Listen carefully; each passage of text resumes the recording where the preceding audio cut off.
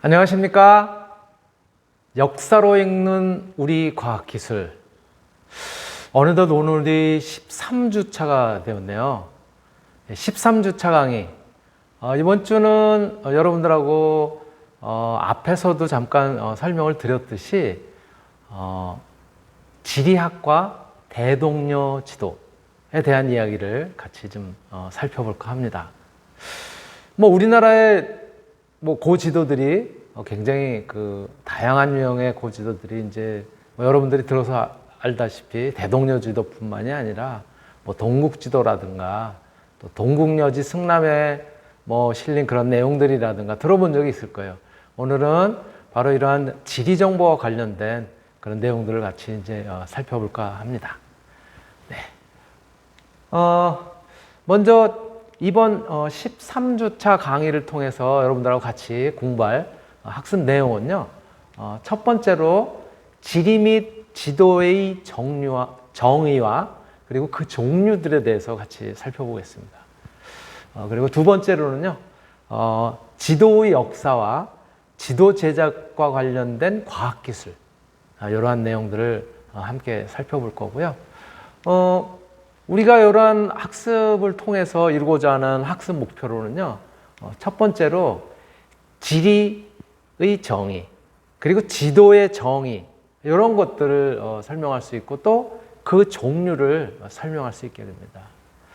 그리고 두 번째로는 지도의 역사와 지도 제작과 관련된 과학기술에 대해서 같이 한번 살펴봄으로써 그 내용을 설명을 할 수가 있습니다. 네, 그러면 먼저 우리 수업 들어가기 전에 얼마 전에요. 우리 김정호 선생님께서 만든 대동여 지도가 일본이 이제 반출해 갔었던 그런 대동여 지도가 우리나라에 다시 되돌아왔다는 그런 이제 뉴스가 있었는데요. 그거 같이 시청하시고 그리고 진행하도록 하겠습니다. 네, 조선 후기 지리학자 김정호 선생이 만든 목판본 대동여 지도가 일본에서 돌아왔습니다. 각종 지리 정보를 손글씨로 자세히 써놓은 거라서 의미가 더 큽니다. 자세한 내용 이주상 기자가 전하겠습니다. 전체를 펼치면 가로 4m, 세로 6.7m의 거대한 한반도 지도가 위용을 드러냅니다. 전국을 120리 간격으로 잘라 22개의 첩으로 만들어서 병풍처럼 접었다 폈다 할 수 있게 한 전국 지도입니다.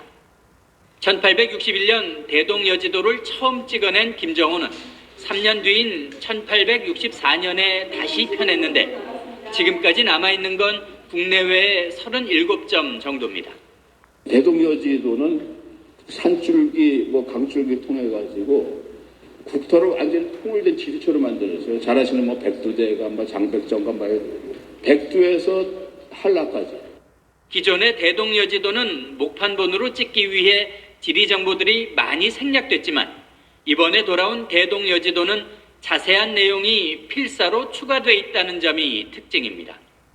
조선과 청나라 사이 국경선 표시를 위해 세운 백두산 정계비와 군사지역 간의 거리가 손글씨로 적혀 있습니다. 울릉도를 실제와 달리 가깝게 배치하기는 했지만 울릉도로 가는 배편의 출발 지점을 표시하기도 했습니다. 일반적으로 한양 도성 안을 비워놓는 기존의 대동여지도와 달리 건물 그림을 그려 넣었습니다. 지리 정보를 표준화해가지고 이것을 사회로 보고시킨 것. 그러니까 모든 국민이 동일한 국토의 표상을 가꾸게 됩니다. 이번에 공개된 대동여지도는 지난해 7월 일본의 한 고서점이 소장하고 있다는 걸 알게 돼 국외소재문화재재단이 복권기금으로 구매했습니다. SBS 이주상입니다. 예, 국내로부터 언제인지 모르지만 반출이 됐었던 우리의 소중한 문화재 다시 우리 곁으로 돌아와서 이렇게 볼 수 있다는 점 굉장히 의미가 있는 일이 아닌가 그렇게 생각이 됩니다. 바로 이러한 지도에 대한 이야기 그런 것들을 갖다 우리 이제 같이 살펴볼 텐데요. 지도에 앞서서 여러분들도 그렇고 우리 고등학교라든가 이럴 때 지리라고 하는 과목으로 공부를 했었던 기억이 있으시죠? 자, 지리란 도대체 무엇일까? 지도, 지리, 지리 뭔가 연관성이 있는 것 같으죠? 예, 그래서 제가 지리에 대해서 우선 살펴봤더니 지리란 이렇게 정의가 되어 있더라고요. 지표상에서 일어나는 자연 및 인문 현상을 지역적 관점에서 연구하는 학문 이렇게 표현이 되어 있고요. 전통적으로는 이 지리라고 하는 학문 속에는 계통지리학과 지역지리학으로 이렇게 구분을 할 수가 있다고 그래요. 그리고 그 중에서 특히 계통지리학은 다시 자연지리학과 인문학으로 구분이 되고 우리가 보통 이 지리라고 하는 표현은 지리학과 유사하게 또 인식을 하고 있다라고 이렇게 이야기를 하고 있고요. 바로 이러한 내용들은 국립국어원에서 펼쳐낸 표준국어 대사전에 이렇게 명기가 되어 있는 그런 내용입니다. 여러분들이 정의 참고하실 때 도움이 됐으면 좋을 것 같고요.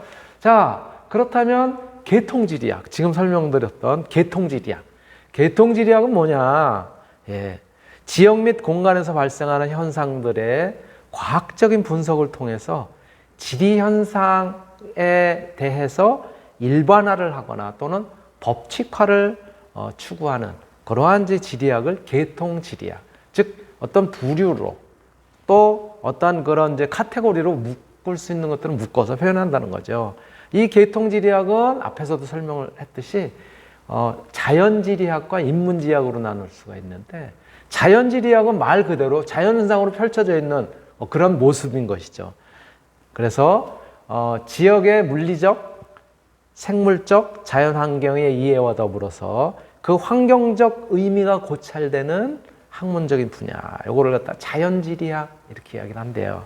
그래서 여기에는 예를 들어서 지형지리, 또 기후지리, 기상지리, 토양지리, 생물, 수문, 측지, 해양, 환경 등과 연관이 되어 있는 그런 다양한 유형의 지리학을 갖다가 자연지리학 이렇게 이야기를 한다는 거예요.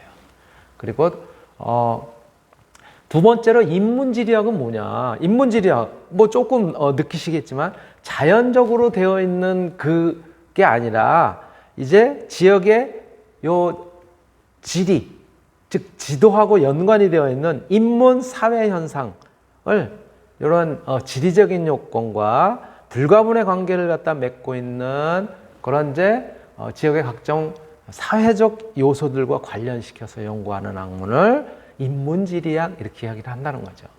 그러다 보니까 여기 예에는 경제지리, 또 문화지리, 역사지리 이런 식으로 정치, 인구, 교통, 사회, 관광 등과 서로 연관이 되어 있는 그러한 부분의 지리학을 갖다가 우리가 인문지리학 이렇게 표현을 한다는 것이죠. 자, 전체적으로는 이 지리학이라고 하는 것이 계통지리학과 지역지리학으로 나눌 수가 있다고 그랬는데 큰 틀에서는 계통지리학은 조금 전에 설명드렸던 것처럼 자연지리학, 인문지리학으로 다시 세분이 되지만 지역지리학이라고 하는 것은 특정 지역의 여러 지리적인 사상, 일들, 그렇죠? 지리적인 현상들 이런 것들을 종합적으로 표현을 하고 그 종합을 통해서 그 지역의 지역성을 갖다가 규명하는 데 목적을 둔 그러한 지리학 분야로 지역들 간의 그런 어떤 차이가 강조가 되는 그런 분야다라고 이렇게 이야기를 할 수가 있습니다.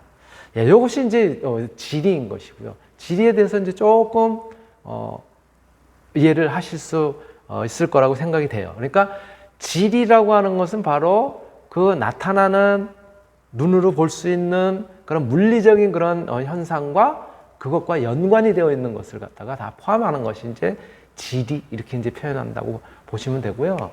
거기에 반해서 지도, 이번에 지도, 지리, 아주 그 연관성을 갖다가 깊게 가지고 있다라고 여러분들도 느끼실 테지만 이 지도라고 하는 것은요, 이런 거예요.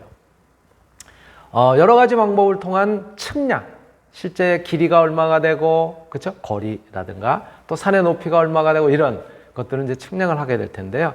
그 측량 결과에 따라서 공간상의 위치, 또 지형, 그리고 지명 등 여러 공간 정보를 일정한 축적이라는 게 뭐예요? 어떠한 원래의 크기를 갖다 줄여서 표현하는 것이죠. 일정한 축적에 따라서 기호나 또 문자 등으로 표시한 것을 갖다가 우리가 지도 이렇게 이야기를 한다는 거예요. 그러다 보니까 이렇게 그 측량 결과에 따라서 공간산의 위치라든가 지형이라든가 지명 이런 그 공간 정보를 갖다가 여러 가지 기호나 문자로 표현을 하다 보니까는 여기에는 몇 가지 유형이 있어요. 그래서 첫 번째로 수치 지형도, 수치를 갖다 기록해 놓은 거예요. 예. 그리고 두 번째는 지하 시설물도 이런 것들이 또 별도로 있다는 거예요. 지하에는 뭐가 있는지를 나타낸 그런 이제 그림인 것이죠. 그리고 토지 이용 현황도 이런 것들이 다 지도에 속하는 건데요. 바로 이러한 이제 지도에 속하는 수치 지형도라든가 지하 시설물도라든가 토지 이용 현황도라든가 이런 것들은 우리나라에서는 이제 법으로 정해져 있는데요. 대통령령으로 정하는 수치 주제도라고 하는 그러한 틀에 전부 포함이 되는 건데요. 바로 이러한 정의는요, 우리나라의 법률로 정해져 있는 어떤 법이냐면 이런 법이 있어요. 공간 정보의 구축 및 관리 등에 관한 법률. 여기에 제2조 10호에 이렇게 이 지도에 대해서 정의가 되어 있습니다. 예. 그렇다면은 우리 요 지도에 들어가는 그런 것들을 다시 한번 이제 살펴봐야 될 거 아니에요? 그래서 수치 지형도 앞에서 나왔었던 수치 지형도는 뭐냐? 제가 다시 조사를 했더니 수치 지형도라고 하는 것은 보통 이제 지형도는 특정 지역의 등고선이라든가 수계라는 게 뭔지 알죠? 물과 관련된 이제 그런 계통들, 즉 강이라든가 호수, 또 그리고 교통망, 도로라든가 철도 등, 그리고 시설물들, 주택, 건물 등, 산림, 경지는 논이라든가 밭이라든가 이런 것들이 있을 테고요. 행정구역, 경계 이런 것 등을 갖다가 각종 축적에 따라서 공간적 분포를 나타내는 도면, 이것이 바로 수치 지형도라는 거예요. 그래서 지형도라고 표현을 할 수가 있는데요. 그런데 수치 지형도는 그 지형도에다가 지리정보 시스템을 이용을 해서 그것을 조금 더 구체적으로 수치화한 거예요. 그래서 수치화한 것이기 때문에 항공기나 인공위성을 통해서 얻은 영상 정보를 이용해서 제작을 하게 되는데, 이러한 것들을 갖다 투영을 해서 나타나기 때문에 정사형 영상 지도를 갖다 이제 포함한다. 이렇게 이해를 하시면 될 것 같고요. 조금 뒤에 수치 지형도라고가 뭔지 여러분들이 아마 일반 뭐 다음 지도라든가 또는 카카오 지도라든가 네이버 지도라든가 이런 것들을 통해서 접하셨던 그런 지도가 수치 지형도다라고 생각하시면 될 것 같아요. 조금 뒤에 잠깐 보여드릴게요. 지하 시설물도나 토지 이용 현황도는 바로 앞에서 우리가 얻은 자료들, 뭐냐면은 예를 들어서 뭐 항공기나 인공위성 등을 통해서 그래서 얻은 영상 자료들이죠. 이러한 영상 정보를 갖다가 이용해서 특정한 주제에 관해서 제작이 된 것이에요.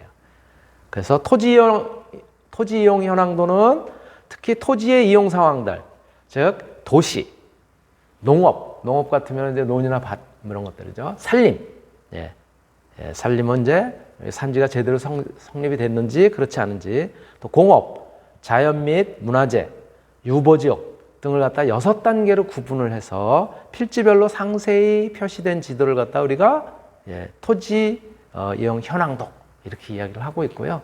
그리고 지하시설물도, 지하시설물도는 지하시설물을 효율적이고 체계적으로 유지 관리하기 위해서 수치 지도를 기초로 해서 지하시설물을 주로 표현한, 일정한 기호와 축적으로 주로 표현한 그런 도면을 갖다 지하 시설물도 이렇게 이야기를 하게 됩니다. 자, 수치 지형도 어떻게 생긴 거냐? 여러분들 잘 아시는 것처럼 이런 지도예요. 요거는 다음 지도 중에서 제가 우리 학교, 예, 우리 대학교 주변에 그 지형들을 갖다 그대로 가져왔어요. 그래서 이러한 지도를 갖다 우리가 수치 지형도 또는 줄여서 지형도 이렇게 이제 이야기를 하게 되는 것이고요. 그리고 요게 이제 바로 뭐냐면 지하 시설물도예요. 요거는 그대로 항공 사진으로 찍어놓은 위성 사진이나 항공 사진으로 찍어놓은 상태에서 표시를 여기 주로 뭐를 해놨어요? 색깔로 표시를 해놨잖아요, 그렇죠? 예, 색깔로 뭐 배관, 예, 수도 배관이라든가 또는 전기라든가 또는 가스라든가 이렇게 지하에 매설되어 있는 그러한 이제 시설물들 중심으로 해서 표현한 것. 이것이 바로 지하 시설물도가 되는 것이죠. 예, 그리고 또 하나 요거요. 요거 여러분들 어디 가면 많이 보게 되나요? 이건 주로 이제 부동산에 가면 그쵸? 예, 부동산 그 중개사 사무소, 공인중개사 사무소 가면 이런 것들이 붙어 있죠. 그래서 토지 이용 현황도에 어디가 공장지대이고, 예, 또 어디가 주택지역이고, 또 어디가 초록색으로 표현된 것처럼 녹지고 이런 것들을 갖다 이제 표현한 거죠. 그래서 보통은 택지 개발 뭐 예정 지구 해가지고 뭐 이렇게 이제 표현되어 있는 그런 것들을 많이 보실 텐데 바로 이것을 토지 이용 현황도 이렇게 이야기를 하고 있습니다. 예, 그래서 우리가 이렇게 한번 지리 그리고 지도에 대한 정의와 그리고 어떠한 그런 이제 종류들이 있는지 또 그 종류들이 어떻게 표현이 되는지를 같이 살펴봤습니다. 자, 그러면 이제 지금부터는 조금 더 구체적으로 지도에 대한 내용을 갖다가 같이 이제 살펴볼 텐데요. 우리가 지도의 역사를 갖다 같이 이제 살펴본다면은요, 세계 지도를 갖다 이제 표현을 할 때, 가장 세계적으로, 세계 지도라기보다는 세계적으로 가장 오래된 지도는요, 기원전 1300년경에 파피루스 뭔지 아시죠? 이집트 이런 데서 종이 대신 이제 썼었던 그런 것들이죠. 그래서 식물을 갖다가 얇게 펴가지고 말린 다음에 거기다 이제 그림을 그리거나 글씨를 쓰거나 했었던 거죠. 바로 이러한 파피루스에다가 그린 이집트죠. 이집트의 누비아 지방. 이 누비아 지방인데 요 누비아 지방이라고 하는 것은 오늘날 현재 이집트 남부에 위치하고 있는 것이고요. 나일강 중간 지역 정도에 위치하고 있다고 합니다.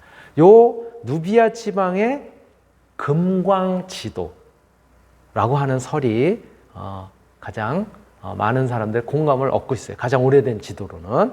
그래서 기원전 1300년경에 만들어진 파피루스 식물에 그린 그런 누비아 지방의 금광지도설이라고 하는 것이 가장 오래된 그런 지도다라고 하는 것이 이제 보통 많은 학자들이 보는 견해이고요.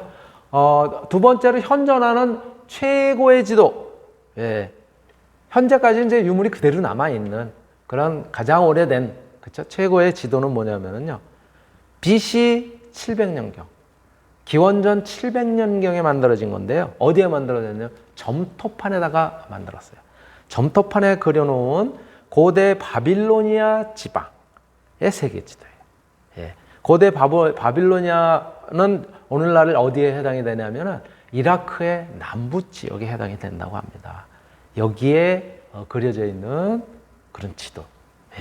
이 지도는 뭐 그렇게 뭐라 그럴까, 눈에 두드러지게 오늘날과 같은 그런 이제 지도처럼 나타냈다기보다는요, 두 개의 큰 원으로 구성이 되어 있다고요. 그래서 이러한 형태로 이제 그림을 갖다가 우리가 이제 볼 수가 있는데 위에는 설명이 쭉 되어 있고요. 그리고 밑에 보면은 두 개의 큰 원으로 되어 있잖아요. 그죠? 안쪽은 무엇을 의미하냐면 육지를 의미하고요. 원의 안쪽은 육지를 의미하는 거고, 원의 바깥쪽은 육지를 둘러싸고 있는 바다를 갖다가 나타낸 것으로 그렇게 이제 이해를 하고 있죠. 바로 그 당시의 세계관을 갖다가 나타낸 그런 이제 지도다라고 이야기를 할 수 있고요. 이것이 바로 바빌로니아의 시대, BC 700년경에 점토판에 그린 그러한 이제 세계 지도, 자기들이 인식하고 있는 그러한 현상을 갖다 나타낸 그런 지도다라고 이렇게 이해를 하시면 될 것 같습니다. 자, 그렇다면 본격적인 이제 세계 지도들 어떻게 표현이 됐을까요? 역사적으로 봤을 때 본격적인 세계 지도의 제작은 첫 번째로 꼽는 것이 알렉산드로스 대왕의 세계 원정 이후부터 시작이 됐다고 해요. 자기네들이 정복한 땅 이런 것들을 갖다 이제 뭔가 기록으로 표현하고 그러다 보니까는 이제 세계 지도로 그 세계 지도가 뭐 지구상에 존재하는 전부라기보다는 자기들이 접하고 있는 세계 지도인 것이죠. 이해하고 있는. 그리스인들은 폭넓은 항해와 무역을 통해서 새롭게, 그렇죠, 대륙도 발견하게 되고 또 새로운 지역을 갖다 이제 발견하게 되잖아요.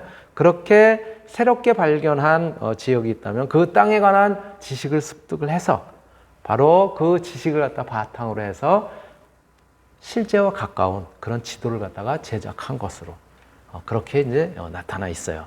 그래서 특히 알렉산드로스 대왕의 경우에는 측량 기사를 갖다가 데리고 다닐 정도로 열의를 갖다가 이제 가지고 있었던 거예요. 왜? 자기가 이만큼 영역을 확장했다 이런 것들을 과시하기 위해서. 그리고 측량 기사를 데리고 다녔으니까는 그래도 측량이라는 것은 거리가 얼마나 되고, 그렇죠? 산의 높이가 대략 얼마나 되고, 강이 얼마나 되고, 뭐 이런 것들을 갖다가 이제 그래도 알 수 있는 그런 것, 정보를 갖다가 얻게 되는 것이죠. 그래서 그렇게 얻어진 이러한 지식을 바탕으로 해서 그리스 철학자들은 지구는 하나의 대양으로 둘러싸인 그런 구형이다. 그 당시 그리스 철학자들은 지구는 하나의 넓은 바다로 이렇게 외부가 둘러싸인 그런 이제 구형이다라고 생각을 했다는 거예요. 그리고 바로 이것이 이제 알렉산드로스 대왕의 세계 원정 이후부터 지도에 대한 관심, 그렇죠? 이런 것들을 이제 표현한 것이고요. 두 번째로는 에라토스테네스, 천문학자인데요. 지구를 완전한 구형이라고 이제 가정을 한 후에 지구의 둘레를 갖다 이제 계산을 했어요. 그리고 처음으로 세계의 지역을 갖다 표현하는, 즉 세계 지도를 표현하는 데 있어서 처음으로 지구를 완전한 구형이라고 가정을 한 거예요. 그리고서 이제 표현하기를 지도에다가 경도와 위도. 위도는 뭐예요? 아래쪽에서부터 적도를 중심으로 해서 위쪽으로, 적도를 중심으로 해서 아래쪽으로, 그렇죠? 어느 정도의 위치에 해당되는지를 나타낸 것이 이제 위도죠. 그리고 경도라는 건 뭐예요? 어느 한 지점을 기준으로 해서 이게 둥근 구라고 하면은 오른쪽으로 돌고 혹은 왼쪽으로 돌고 이렇게 한 바퀴 돌았을 때 그것을 갖다 구분해서 나타낸 것을 갖다가 경도 이렇게 이야기를 하는 것이죠. 그래서 바로 이 에라토스테네스가 측정한 지구둘레 크기, 이게 놀랍게도요, 오늘날의 지구둘레의 길이하고 15% 정도의 오차밖에 나지 않는다는 거예요. 대단한 것이죠, 그죠? 그리고 이 에라토스테네스 이후에 여러 천문학자들이 지구 둘레와 직경을 측정하려고 하는 그러한 이제 다양한 수학적인 지식 이런 것들을 동원하는 그러한 이제 시도들이 이제 펼쳐지게 됩니다. 이렇게 진행이 되는 본격적인 세계 지도의 제작과 더불어서요. 그리고 세 번째로는 드디어 우리가 가끔 접하게 되는 프톨레마이오스라고 하는 사람의 지도를 갖다가 이제 접하게 돼요. 프톨레마이오스라고 하는 사람은 그리스의 수학자예요. 그러면서도 지리학자예요. 그 당시에 지구를 360도로 나눠요. 왜? 많은 그런 천문학자들 이런 사람들의 어떤 그 주장 그리고 검증을 통해서 지구가 둥글다 지구라고 하는 것을 갖다가 인식을 하고 있기 때문에 그 지구를 구라고 생각을 했을 때 이것을 360도로 나누고 이것을 다시 분초로 나누어서 위도, 그렇죠? 이렇게 적도를 기준해서 위쪽으로 극지방, 북극지방, 남극지방으로 가는 이러한 위도, 그리고 경도, 예. 어느 특정 위치. 그 당시에는 이제 유럽이 중심이 됐을 테니까 거기를 갖다 중심으로 해서 동쪽으로, 서쪽으로 이렇게 쭉 지구를 한 바퀴 돌 때 그때 그 경도 이런 것들을 갖다 개념을 갖다 도입을 하게 되고, 그래서 좌표를 바탕으로 해서 이분이 수학자잖아요. 그래서 좌표를 갖다 규정을 해서 그 좌표를 바탕으로 해서 세계 지도를 제작을 하게 됩니다. 그래서 프톨레마이오스가 쓴 지리학이라고 하는 그런 저술, 요게 이제 150년경에 이제 지은 저서인데요. 여기에 지도를 갖다가 이제 그리게 됩니다. 예, 세계 지도를 간단한 도형법의 기초에서 작성을 했지만은 일부 천동설에 입각한 오류가 있어요. 그렇지만 근대 지도의 기초를 이루는 그런 지도로 평가를 받고 있는 것이고요. 이러한 형태로 지금 이거를 조금 더 확대를 해서 우리가 이제 보면은 이렇게 근사한 프톨레마이오스의 세계 지도. 그래도 꽤 정밀하게, 그쵸? 그려져 있죠. 왼쪽 상단, 저쪽이 이제 유럽을 갖다 이제 표현한 것이고요. 그 다음에 유럽 밑에가 이제 아프리카, 그리고 뭐 아시아 이렇게 표현이 되어 있고, 바다가 쭉 표현이 되어 있는 그런 유형으로 지어놓은 거예요. 이러한 유형으로 프톨레마이오스가 세계 지도를 갖다가 그렸다라고 여러분들이 이제 이해하시면 될 것 같고요. 이 이후에 바로 이 세계 지도는 또 이 알 이드리시라고 하는 이슬람권에 있는 학자인데요. 1154년 시칠리아 왕 로제르 2세의 지원을 받아서 세계 지도를 제작을 하게 됩니다. 그런데 예전에 이렇게 그렸었던, 만들었었던 그러한 지도와는 달리 남과 북이 거꾸로 배치가 되어 있어요. 거꾸로 배치를 해서 그래서 이제 제작을 하게 됐고요. 스칸디나비안 반도는 물론 중국 연안까지 지도에 포함을 시켰어요. 아까는 중국 연안까지는 안 나와 있었는데요.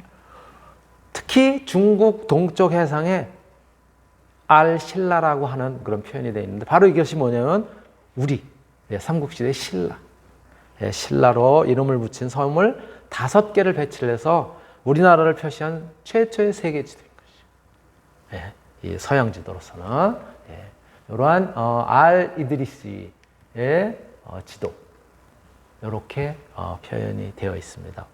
근데 뭔가 이상하잖아요. 그렇죠? 왜? 뭔가 이상해요. 어딘가 잘 모르겠어요. 근데 뭐라 그랬죠? 제가 조금 전에 남과 북을 거꾸로 표현을 했다 그랬잖아요. 그래서 제가 다시 돌렸습니다. 휙 돌려놨어요. 돌려놓으니까 이제 조금 요즘의 세계 지도하고 거의 비슷한 유형이죠. 그렇죠? 왼쪽에 이베리아 반도가 보이고 유럽이 보이고, 그렇죠? 지중해가 보이고, 그리고 이 동쪽, 동쪽 끝에 이렇게 이제 섬들이 보이고, 우리나라 같은 경우 여기 붙어 있잖아요. 그죠? 그래서 여기에 알신라 이렇게 이제 지금 뭐 작기도 하고 그래서 잘 안 보이지만 표현을 했다고 합니다. 요게 알 이드리시의 세계 지도인 것이고요. 네. 또 그렇다면은 유럽에서만 세계 지도를 갖다가 만들었겠느냐? 그렇진 않다는 거죠. 우리 동양에서도 우리나라를 포함해서 어디? 중국이겠죠, 그렇죠? 아무래도 굉장히 커다란 문화권을 갖다 가진 중국. 그래서 세계 지도, 중국의 세계 지도를 갖다 이제 살펴본다면요, 중국에서 만드는 세계 지도를 살펴본다면 첫 번째로 창행이라고 하는 사람인데요, 중국 한나라 시대 사람이에요. 이분이 천하는 둥근 하늘과 평평하고 네모난 땅으로 구성이 되어 있다라고 하는 생각을 갖다 이제 가지고 있었고요. 그에 따라서 격자 체계를 갖다가 설정을 하고 하늘과 땅을 갖다 측정을 한 그런 형태로 이제 지도가 전해지고 있고요. 지도를 만들었다라고 하는 내용이 전해지고 있고요. 두 번째로는 진나라 시절의 배수라고 하는 분이에요. 8매. 예. 8매로 된 중국의 정밀 지도를 갖다가 제작을 하게 됩니다. 중국이죠. 예. 창행의 장방형 격자 체계를 갖다가 이용을 해서 지도를 만든 그런 이제 만들었다라고 하는 이제 기록이 전해지고 있고요. 그리고 세 번째로는 17세기 중국의 예수의 선교사들. 예수의 선교사들이니까 뭐예요? 이 유럽 쪽, 이런 쪽에서 이제 넘어온 선교사들이죠. 이분들을 중심으로 해서 이제 지도가 이제 만들어지는데요. 알렌이라고 하는 사람은 세계 인문지리서 직방외기라고 하는 인문지리서를 갖다 만들게 되는데 거기에 만국전도라고 하는 그런 지도를 갖다 이제 기록을 해 두게 됩니다. 그리고 아담 샬이라고 하는 사람이 지구 12장 원형도라고 하는 그런 이제 그림을, 즉 지도를 그려놓게 되고요. 되고 페르디난드 페르비스트라고 하는 이분은 예수의 선교사, 이분은 고녀 도설 그리고 고녀 전도를 갖다가 그려놓게 됩니다. 예. 그리고 이제 오늘날, 가까운 오늘날에는 청나라 강희제라고 하는 분이 유럽의 자연과학에 매우 깊은 관심을 갖다가 가지고 있었고요. 또 선교사에게 중국 전 국토에 대해서 측량을 하고 그리고 지도로 제작을 해라 라고 하는 지시를 갖다 이제 하게 된다고 해요. 그래서 측량 사업이 1709년에 1차 마무리가 되고 1717년에는 드디어 강희전람도라고 하는 그런 세계 지도를 이제 마무리를 하게 되는데요. 요게 바로 강희전람도예요. 근데 이때 그려진 강희전람도는 중국을 중심으로 해서 그려진 중국을 주로 나타낸 그런 지도다라고 생각을 하시면 되고요. 여기 보시는 것처럼 오른쪽에 있는 요게 바로 우리나라 지도도 여기 강희전람도에 표현이 되어 있고요. 일본은 굉장히 작게 표현이 되어 있죠. 그렇죠? 이렇게 강희전람도 우리가 같이 살펴볼 수가 있게 됩니다. 자, 강희전람도 까지 봤는데요. 여기까지 보고 시간이 꽤 돼서 잠시 쉬었다 다시 시작하도록 하겠습니다.